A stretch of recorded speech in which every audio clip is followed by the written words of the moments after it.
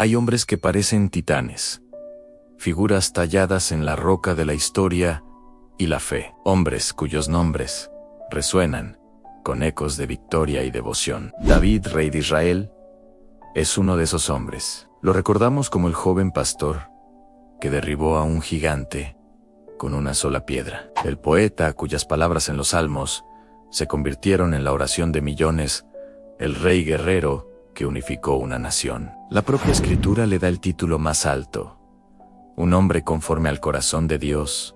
En su vida fue un testimonio del favor divino. Pasó de ser el menor de sus hermanos, olvidado en el campo, a ser el rey más grande de la historia de Israel. Conquistó la fortaleza de Jerusalén y la convirtió en la ciudad de Dios.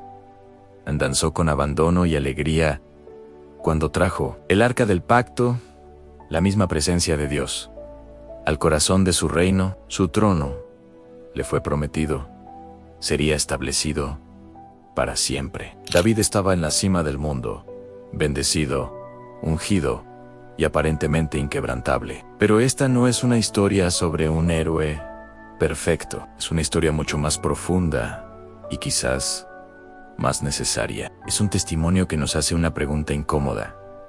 ¿Qué sucede cuando el corazón más devoto se desvía? ¿Qué pasa cuando el gigante que debemos enfrentar no está en el campo de batalla, sino dentro de nuestro propio palacio, en la quietud de nuestros propios deseos? Esta es la historia de la caída de un gran hombre y de la gracia aún más grande que lo encontró en su quebrantamiento. Todo comenzó en un momento de quietud. La Biblia lo enmarca con una precisión escalofriante.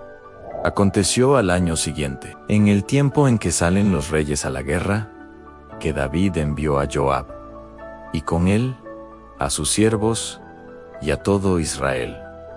Pero David se quedó en Jerusalén. La primera grieta en la armadura. El rey no estaba donde debía estar. Mientras sus hombres arriesgaban la vida en el campo de batalla, el león de Judá descansaba en su palacio, vulnerable en su comodidad. Una tarde, después de su siesta, David se levantó y comenzó a pasear por la azotea de su palacio. Desde esa altura, dominaba la ciudad que había conquistado. Podía ver los tejados de las casas de sus súbditos, y entonces sus ojos se posaron en una escena que no debían ver. Una mujer de extraordinaria belleza se estaba bañando. En ese momento, el rey David enfrentó una elección. Podía apartar la mirada, podía volver adentro, podía honrar a Dios y al hombre ausente que luchaba por él, pero no lo hizo. La mirada se convirtió en curiosidad, la curiosidad en deseo, y el deseo en acción. Mandó un siervo a preguntar por ella, aunque quizás su corazón ya sabía que estaba cruzando una línea peligrosa. El siervo regresó con la información que debería haberlo detenido. Todoán es Betsabé, hija de Eliam, mujer de Urías Eteo. Betsabeán, la esposa de Urías, uno de sus hombres más valientes y leales, un guerrero de élite que estaba en ese preciso momento en el frente de batalla, en el sitio de Rabá. No era una mujer anónima, era la esposa de uno de los suyos, pero el deseo, avivado por el poder y la ociosidad, había envenenado la razón del rey. Envió mensajeros, la trajo al palacio y se acostó con ella. Un acto de adulterio, un abuso de poder, una traición a un soldado fiel. Y después, la envió de vuelta a su casa, como si nada hubiera pasado, esperando que la oscuridad de la noche sepultara el secreto. Pero el pecado rara vez permanece en la oscuridad. Poco tiempo después, Betsabé le envió un mensaje a David, un mensaje corto y devastador que hizo que el mundo del rey se tambaleara. Estoy encinta. El secreto ahora tenía un latido. La evidencia de su traición crecía día a día. El pánico se apoderó de David, el hombre que había enfrentado a leones, osos y gigantes. Ahora era un cobarde, atrapado por su propia falta, y comenzó a tejer una red de engaños para ocultar su pecado. Su primer plan fue astuto. Mandó a buscar a Urías al campo de batalla. con el pretexto de recibir un informe sobre la guerra. Lo recibió en el palacio, le preguntó por la salud de Joab y de los soldados, y luego le dijo: desciende a tu casa y lava tus pies.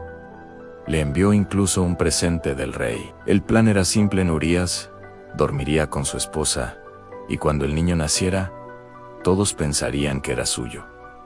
El honor del rey estaría a salvo. Pero David no había contado con la integridad inquebrantable de Urías. El soldado, en lugar de ir a su casa a disfrutar de la comodidad de su lecho y de su esposa, durmió a la puerta del palacio, con los siervos de su señor. Cuando David se enteró, lo llamó y le preguntó: ¿por qué no fuiste a tu casa? La respuesta de Urías fue una daga en la conciencia de David en el arca.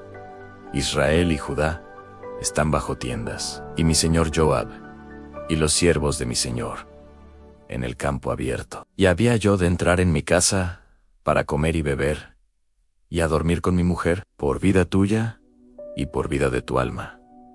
Que yo no haré tal cosa. La lealtad del hombre que estaba a punto de traicionar exponía la deslealtad de su propio rey. El plan había fallado. Desesperado, David intentó una segunda vez. Invitó a Urías a comer y beber con él, y lo embriagó, esperando que el vino debilitara su resolución. Pero incluso borracho, la lealtad de Urías fue más fuerte que la sobriedad de David. Volvió a dormir con los siervos, sin entrar en su casa. Ahora, el rey estaba acorralado, y el hombre, conforme al corazón de Dios, tomó una decisión monstruosa. El pecado, como una espiral, lo arrastraba cada vez más profundo. Por la mañana, David escribió una carta a Joab, su general.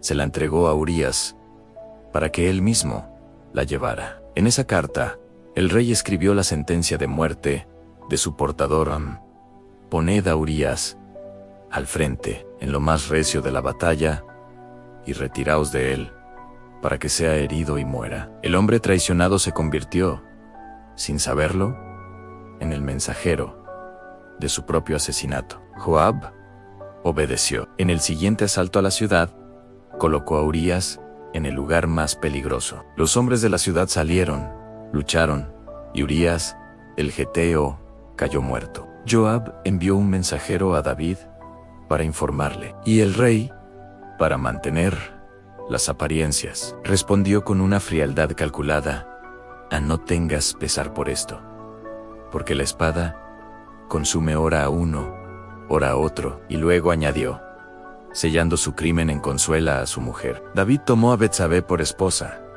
y ella dio a luz un hijo. Y la Biblia añade una frase escalofriante más: esto que David había hecho fue desagradable ante los ojos de Jehová. Pasó casi un año en el que David vivió como un fugitivo de su propia conciencia, gobernando su reino mientras un pecado inmenso se pudría en su alma, hasta que Dios dijo: basta. Y envió al profeta Natán a David. A Natán no llegó con acusaciones directas, sino con una historia, una parábola diseñada para desarmar las defensas del rey. Había dos hombres en una ciudad, comenzó el profeta, uno rico y otro pobre.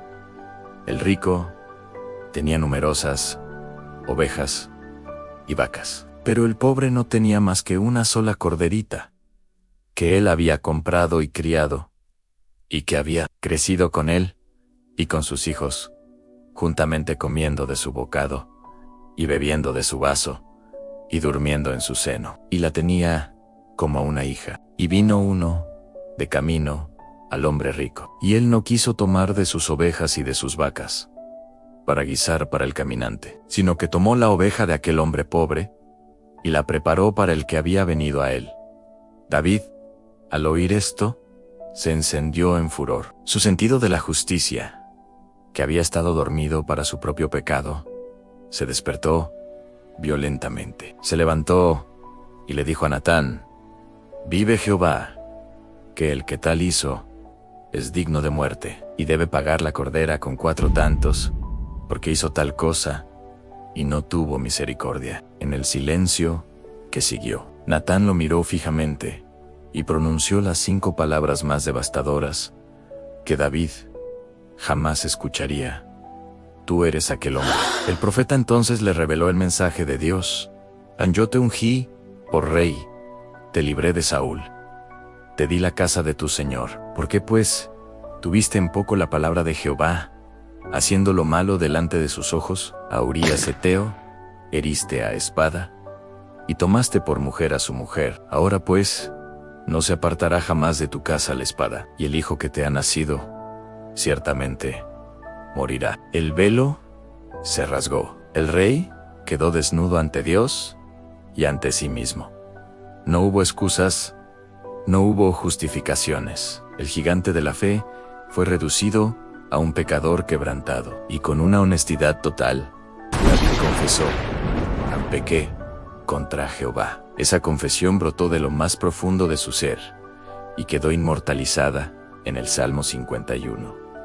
La oración de un corazón roto. Ten piedad de mí, oh Dios, conforme a tu misericordia. Lávame más y más de mi maldad, porque yo reconozco mis rebeliones y mi pecado está siempre delante de mí. Crea en mí, oh Dios, un corazón limpio y renueva un espíritu recto dentro de mí. No me eches de delante de ti, y no quites de mí tu Santo Espíritu. Dios perdonó a David, pero el perdón no borró las consecuencias.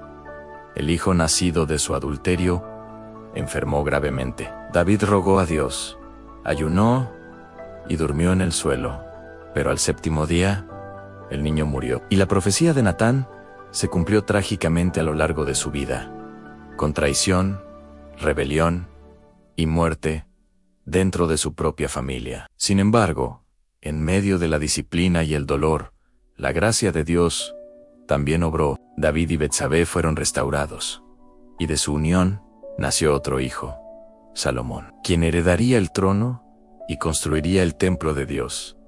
La historia de David no es solo la historia de una gran caída, sino de una gracia aún mayor.